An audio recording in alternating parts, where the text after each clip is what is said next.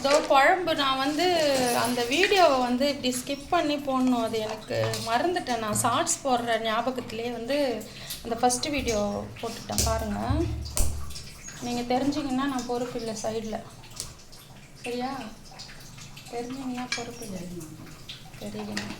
இது இந்த சமைக்கிறது எல்லாரும் அந்த தக்காளி அப்புறம் இப்போ கொய்யாக்காய் இந்த வெங்காயத்துலலாம் அந்த ஒரு மாதிரி கருப்பு கருப்பாக வரும் இல்லைப்பா, அதெல்லாம் வந்து நம்ம கிடையாது. நம்மனா கொஞ்சம் இந்த நம்ம வீட்டில் அம்மா எங்கள் அம்மாக்கே கொஞ்சம் கண்ணு வந்து புழு இருக்கான்னு நீ பார்த்து சொல்லுன்னு சொல்லுவாங்கன்னா அவங்கக்கிட்ட நான் சொல்லுவேன், தக்காளியில் புழு இருக்கான்னு பாருங்கள் அப்படின்னு. அப்படி புழு ஃபுல்லாக அந்த மாதிரி இருக்கும்போது சமைக்கும் போது ஞாபகமாக பார்த்து போடுங்க. புழுகு இருக்கா, கொய்யாக்காய் சாப்பிட்டாலும் புழுகு, இது சாப்பிட்டாலும் புழுகு, என்னது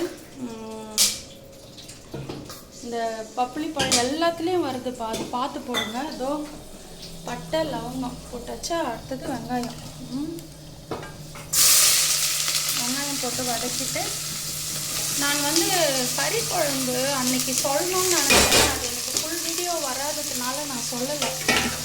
அதனால் அதான் சிக்கன் குழம்பு. இது வந்து மட்டன். எனக்கு வந்து அம்மா தான் எனக்கு சமையல் வந்து சொல்லி கொடுத்தாங்க.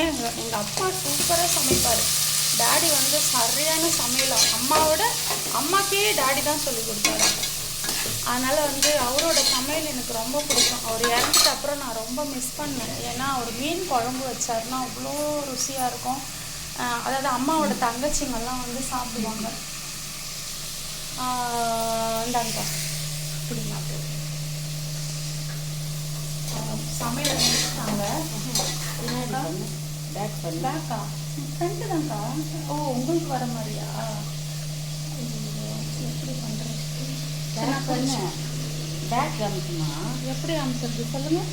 சரிவா,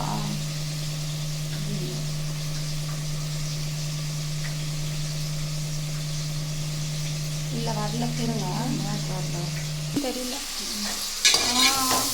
என்ன சொல்லிடுறதுன்னா, டாடி சமையல் அம்மாவோட தங்கச்சிங்கெல்லாம் வந்தாங்கன்னா அவ்வளோ மாமா சமைக்கிற சமையல் தான் சூப்பர் அப்படின்னு சொல்லுவாங்க. அது வந்து அவரோட சமையல் வந்து ஸ்பெஷல். அவரை நாங்கள் ரொம்ப மிஸ் பண்ணோம். ஏன்னா வந்து இந்த பூர்ண ஆயுசுனா 60 வயசுக்கு மேலே நல்லா வாழ்ந்து இறக்குறவங்க 60, 70, 80க்கு மேலே அந்த மாதிரி சொல்லுவாங்க.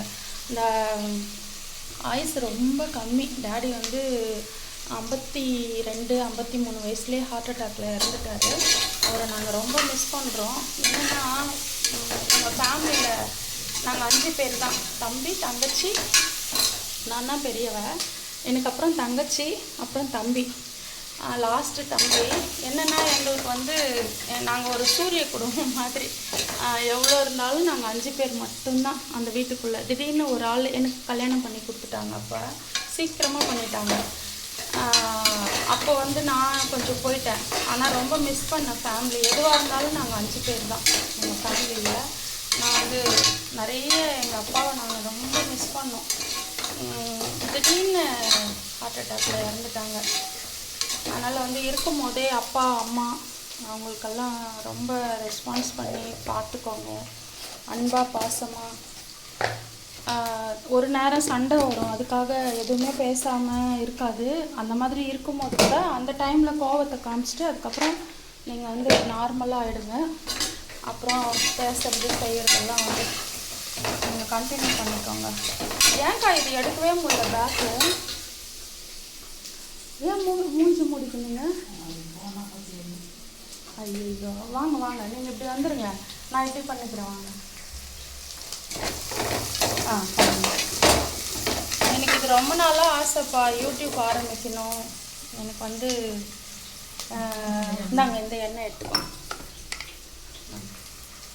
யூடியூப் ஆரம்பிக்கணும். நிறைய டிப்ஸு கொடுத்துருக்கேன்னு நினைக்கிறேன். எனக்கு ஆசை ரொம்ப நாளாக. அதுதான் என்னோடய ஃபேமிலி. எனக்கு 2 பசங்க, தங்கச்சிக்கு 2 பசங்க, தம்பிக்கு இப்போ ஒரே ஒரு பொண்ணு. டாடிக்கு அப்புறம் நாங்கள் எப்போவாவது, அம்மா வந்து லவ் மேரேஜ், டாடியும் அம்மாவும். அதனால் வந்து ரொம்ப மிஸ் பண்ணுவாங்க அவரை. அவங்க உடம்பே கெட்டு போச்சு, அவங்களுக்கு வந்து பிபி வந்துடுச்சு, நிறைய பிரச்சனை. ஒரு துணைன்றது ரொம்ப முக்கியம்ப்பா லைஃப்பில். அவங்க வந்து நல்ல துணையாக இருக்கணும், அது ரொம்ப முக்கியம். துணை வந்து வேணுன்றது புருஷன் பொண்டாட்டி எவ்வளோ வருஷம் வாழ்கிறாங்க, அந்த ஒரு அண்டர்ஸ்டாண்டிங்கோடு வந்து இருந்தால் சண்டை இல்லாமல், சண்டையே போட்டாலும் ஒரு நேரம் இல்லை ஒரு நேரம் அந்த வாழ்க்கை துணைன்றது எவ்வளோ முக்கியம்னு எனக்கு தெரியும். அந்த புரிதல் இல்லைன்னா கண்டிப்பாக பிரிதல் தான். அதான் வந்து லைஃப்பில் இந்த துணைன்றது வந்து அவ்வளோ முக்கியம். அதை தேர்ந்தெடுக்கிறது ரொம்ப முக்கியம். நீங்கள் வந்து அதை நான் கவனமாக தேர்ந்தெடுத்து கடைசி வரையும் அவங்களோடவே வாழ்ந்து அவங்களோட அந்த பாசத்தை ஏற்றுன்னு வாழணும்னு நீங்கள் கண்டிப்பாக வந்து அதெல்லாம் வந்து யோசனை பண்ணி அந்த மேரேஜ் வந்து பண்ணுங்கள். அது வாழ்க்கையில் ரொம்ப முக்கியம். நெக்ஸ்ட்டு வந்து வெங்காயம் வதங்கிடுச்சின்னு நினைக்கிறேன். வெங்காயம் அப்புறம் வந்து வெங்காயத்துக்கு அப்புறம் இஞ்சி பூண்டு அதை போட்டு நல்லா வதக்கிட்டு வெங்காயம் நல்லா வதங்கிடுச்சு நினைக்கிறேன். ப்ரௌனாக இன்னும் கூட கொஞ்சம் வதக்கினா நல்லாயிருக்கும். அப்புறம் இந்த ஒரு பொழுது இருப்பாங்கப்பா, யாரை எந்த இதுவாக இருந்தாலும் சரி, இந்த செவ்வாய்க்கிழமை, புதன்கிழமை, வியாழக்கிழமை அது ரொம்ப வயிற்றுக்கு எடுத்துப்பாங்க.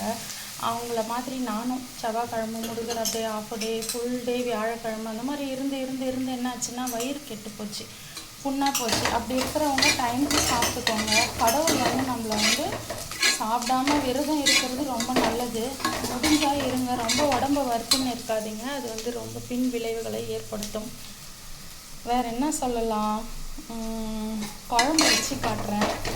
வந்து ஒரு இந்த குளத்துல குட்டையிலலாம் குழந்தைங்க விழுந்து இறந்துட்டாங்க. முந்தினேக்கு நான் ஒரு வீடியோ போட்டேன், அதை அழிச்சிட்டேன். அதையும் சொல்லி முடிச்சிடுறேன். இன்றைக்கி நாள் அப்புறம் வந்து அவங்க அந்த போஸ்டர் போட்டிருந்தாங்க. அம்மாவோட காரில் போகும்போது அந்த அவங்க பேட்டன் டிரைவர் என்னங்கண்ணா இந்த மாதிரி குழந்தை 8 வயசு குழந்தை இமயம் சரிந்தது அப்படின்னு சொல்லி போட்டிருந்தாங்க. என்ன குழந்தை வந்து இந்த இதில் தண்ணியில் சேத்துல மாட்டினே இறந்துட்டாங்க அப்படின்னு. வருஷத்தில் ஒரு 20 பேர் 30 பேர் வந்து இறக்குறாங்க. எனக்கு ரொம்ப கஷ்டமாயிடுச்சு. பெரியவங்க வந்து குழந்தைங்க எங்கேயாவது போனாங்கன்னா எங்கே போகிற, என்ன பண்ணுற, வெளியில் போகும்போது சொல்லிட்டு போகணும், அதெல்லாம் வந்து சொல்லி கொடுங்க தயவு செஞ்சு. அது வந்து ரொம்ப முக்கியம். எனக்கு ரொம்ப மனசு வருத்தமாக போச்சு. என்னடா இது இப்படி இறக்குறாங்க பசங்கன்னு சொல்லி. வெளியில் போனால் பசங்க எங்கே போகிறாங்கன்னு கண்டித்து வளங்க, குழந்தைங்கள வந்து கவனிங்க. அது வந்து ரொம்ப கஷ்டமாக இருந்துச்சு எனக்கு அதை பார்க்கும்போது. இதெல்லாம் சொல்லலாமான்னு தெரியாது, ஆனால் வந்து நான் அது வந்து கண்டிப்பாக வந்து அவசியமாக பசங்க வந்து ஒவ்வொன்றுத்தையும் கவனிங்க. அவங்களுக்கு என்ன வேணும், என்ன தோணுது, அவங்க என்ன நினைக்கிறாங்க, அதை பார்த்து அவங்களுக்கு வந்து நீங்கள் வந்து பசங்களை கவனிச்சிங்கன்னா கண்டிப்பாக நம்ம கண்காணிப்புலேருந்து எங்கேயும் வெளியில் போக மாட்டாங்க. நீங்கள் தான் அதை, நம்ம தான் பெரியவங்க தான், பெற்றவங்க தான் குழந்தைங்கள வந்து பார்க்கணும். அந்த மாதிரி இறக்க விடாதீங்க. ஒரு குழந்தை 8 வயசு குழந்தை அம்மா அப்பா இல்லாமல் தனியாக போயிட்டு ஒரு குளத்துலையோ அது ஏதோ ஆற்றுலையோ அதை சேத்துல மாட்டின்னு இறக்குறாங்க அப்படின்னா உங்களோட கவனம் எங்கே இருக்குது? இப்போ குழந்தைய நீங்கள் கவனிக்கல, எங்கே போகிறான் எங்கே வரான், வீட்டை விட்டு ஒரு 8 வயசு குழந்தை போகுதுன்னா நீங்கள் பார்த்துக்கணும் இல்லையா? அது ரொம்ப முக்கியம். பெண் பிள்ளைகளாக இருக்கட்டும், ஆம்பளை பசங்களாக இருந்தாலுமே எங்கே போகிற, என்ன பண்ணுற, என்ன ஒன்றுத்தையும் கவனிங்க. அப்போ தான் வந்து நம்ம குழந்தைங்க நம்மக்கிட்ட இருக்காங்க. நிறைய பேசுகிறேன்னு நினைக்கிறேன். ஆயிடுச்சு, அவ்வளோதான். இப்போ மட்டன் கொடுங்க. வெங்காயமும் இஞ்சி பூண்டும் நல்லா வதங்கிடுச்சுப்பாங்க. இப்போ மட்டன் போடலாம். சரிதா? மட்டன் போட்டுட்டு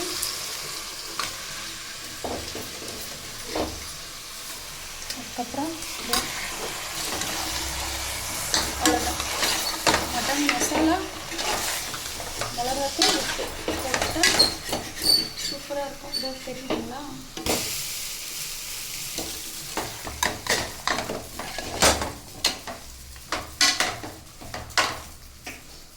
இல்லாதவங்களுக்கு ஹெல்ப் பண்ணுங்கப்பா. பசின்னு வர்றவங்களுக்கு சாப்பாடு கொடுங்க.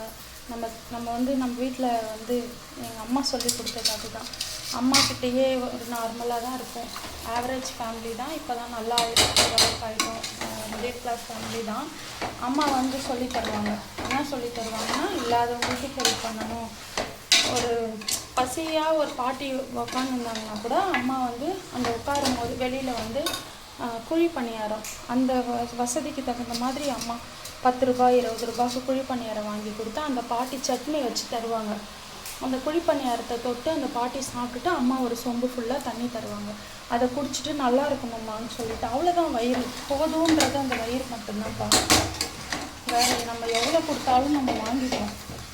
அது கூட போதுன்றது அந்த வயிறு தான். ஆனால் அது வந்து அடுத்த வேலைக்கு வந்து நம்மளுக்கு திரும்ப பசிக்கும். அதனால் வந்து அம்மா சொல்லி கொடுத்த விஷயங்களெல்லாம் எங்களுக்கு ரொம்ப நல்லது. நிறைய விஷயம் நல்லது நான் என் பசங்களுக்கு சொல்லி கொடுக்குறேன்.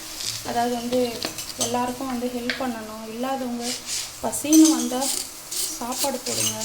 நம்மளால் முடிஞ்சது, நம்மளுக்கு என்ன நம்மளால் முடியுதோ 10 ரூபா சம்பாதிக்கிறோன்னா 8 ரூபா நம்ம வச்சுக்கலாம். 2 ரூபா வந்து இந்த மாதிரி நல்லது பண்ணலாம், தப்பு இல்லை. உப்பு மட்டும் எப்போயுமே கம்மியாக போடுங்கப்பா, வேணும்னா போட்டுக்கலாம், தப்பே இல்லை. சரி, ஓகே. நிறைய அதை பார்ப்பீங்களா நிறைய நேரம்னு எனக்கு தெரியல. அவ்வளோதான், இன்னையோட இது முடிச்சுக்கிறேன். இது உப்பு போட்டாச்சு. ஒரு மிளகாத்தூள் மட்டும் போட்டுட்டு உங்களுக்கு மூடி விட்டுட்டு அந்த குழம்பை வந்து நான் போடுறேன். நீங்கள் ஷார்ட்ஸும் பாருங்கள், லாங் வீடியோவும் பாருங்கள்.